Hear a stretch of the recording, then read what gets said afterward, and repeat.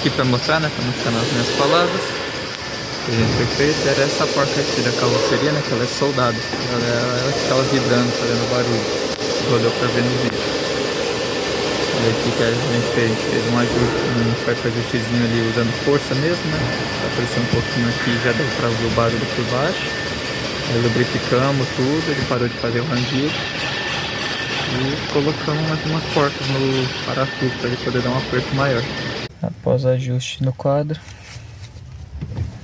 entre o pino ali de guia do quadro, né, que fica na carroceria, que já também é a rosca de fixação dele,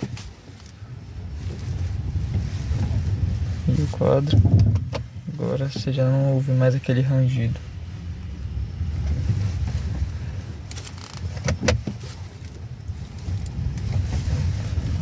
Defeito solucionado.